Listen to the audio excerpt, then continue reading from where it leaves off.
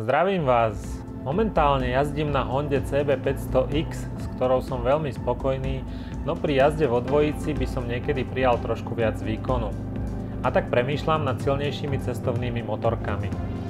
Medzi môj užší výber sa dostali aj tieto dve motorky, Yamaha Tracer 9 GT a Honda NT 1100. Ak ste na tom podobne ako ja a zvažujete kúpu silnejšieho stroja v zóne okolo 1000 kubických centimetrov, možno vám pri rozhodovaní pomôže aj toto video. Obidve motorky som si bol vyskúšať. Na prvý pohľad sa môže zdať, že nepôjde o vyrovnaný súboj, keďže Tracer má objem motora iba 900 kubických centimetrov, kdežto objem Hondy je skoro 1100 centimetrov kubických. No bližší pohľad na výkon a krútiaci moment ukáže, že porovnanie zdvihového objemu môže zavádzať. Ďalší rozdiel je, že Hondu som testoval s automatickou DCT prevodovkou a Yamahu s manuálom a quickshifterom. To však pre účely tohto videa nie je problém, pretože hľadám stroj, ktorý bude schopný mňa a moju partnerku plus nejakú tú batožinu pohodlne, svižne a podľa možností aj s trochou zábavy prepraviť aj na dlhšie vzdialenosti. Poďme sa teda na tieto dve mašinky pozrieť bližšie. Za prvé cena. Ja si na príplatkovú výbavu moc nepotrpím a tak pre účely tohto porovnania budem brať len ceny základného modelu. Yamaha Tracer 9 GT začína na 14 390 eurách, Honda NT 1100 začína na 13 790 eurách. DCT verzia je o 1000 eur drahšia, 14 790. Ak by som sa teda rozhodoval len podľa základnej ceny, tak volím Hondu s manuálom. Honda vedie 1.0. Za druhé motor. Na počudovanie trojvalcový motor Yamahy aj napriek nižšiemu zdvihovému objemu je výkonnejší. Má 87,5 kW pri 10 000 otáčkach, kdežto motor Hondy má iba 75 kW, no dosahuje ho už pri 7500 otáčkach. Na druhú stranu NT má vyšší krútiaci moment ako Tracer, a to 104 Nm oproti 93 Nm, ktoré má Yamaha. Pocitovo má podľa môjho názoru motor Tracera športovejší charakter a je trochu zábavnejší. Honda má tiež výkonu na rozdávanie, pôsobí však skôr takým kultivovanejším dojmom. Aj keď výborne zrýchľuje, nemáte z toho zrýchlenia taký pocit ako na Yamahe. NT však boduje vyšším krútiacim momentom už od nižších otáčok. Ťah pri predbiehaní sa mi zdal výraznejší než u Yamahy. Čím si ma však Yamaha získala, je zvuk jej trojvalcového motora.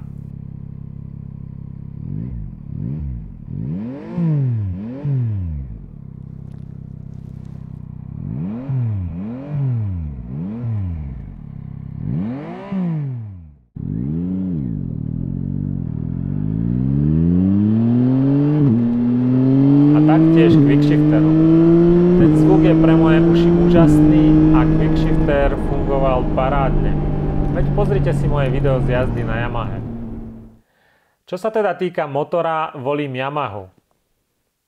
Stav vyrovnaný 1.1. Za tretie, ovládateľnosť a pohodlie. Jazda na obidvoch mašinách bola pôžitkom. Yamaha má športovejší charakter a povedal by som tvrdší podvozok. Myslím, že by som si s ňou v zákrutách dovolil viac. Honda na druhú stranu ponúka vyšší komfort. Jazdil som s nimi krátko, ale myslím, že Honda by bola pohodlnejšia na dlhšie trate. Jazdil som zväčša na kvalitnom asfalte, takže neviem, ako by sa chovali na rozbitých cestách, no myslím, že Honda by sa na nich cítila lepšie. Obe motorky boli dobre ovládateľné aj pri nízkej rýchlosti. Tu je moje rozhodovanie ťažké. Závisí od momentálnej nálady, ak sa chcem zviesť športovo alebo komfortne.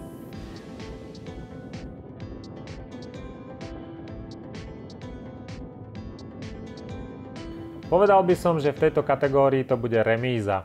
Bod pre každého. Stav 2-2. Za štvrté, zábava. Tu nie je čo riešiť, volím Yamahu. Nie, že by s Hondou nebola zábava, no ak by som s nimi šiel na kľukaté cesty, tak Tracer 9 GT je čo sa týka radosti z jazdy o niečo vyššie ako NT 1100. To je aspoň môj názor. Dajte vedieť, či to vnímate inak.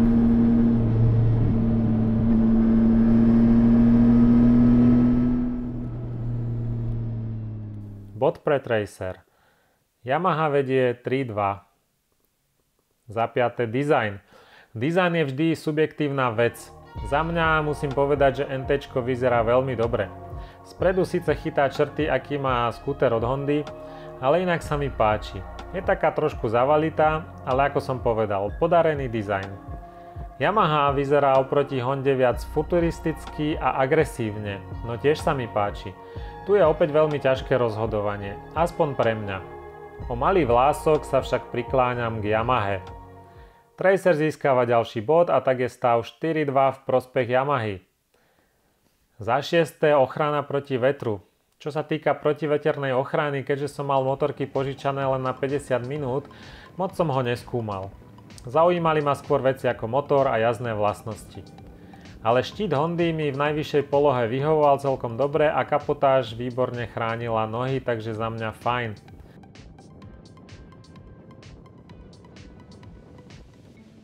Pokiaľ si pamätám, štít Yamahy fungoval takisto dobre, no zdá sa mi, že Honda bola v tomto smere trošku lepšia.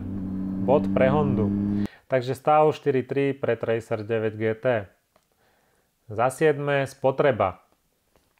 Spotreba je asi to posledné, čo vás na testovacej motorke zaujíma. Počas jazdy chcete z mašiny dostať čo najviac a tak sa pri testovacích jazdách na spotrebu moc nehrá. Na Honde som si všimol údaj 5,6 litra na 100 km, výrobca udáva 5 litrov.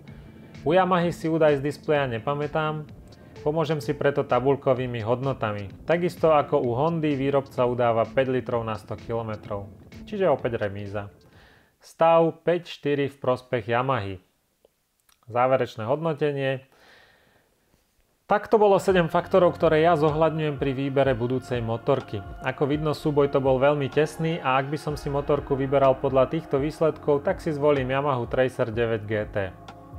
Budem rád, ak mi do komentárov pod video napíšete svoj názor alebo skúsenosti s týmito dvoma motorkami. Ak sa vám video páčilo, nezabudnite dať like a odber, nech sa môžeme spolu stretnúť pri ďalšom podobnom videu. Ďakujem za pozornosť.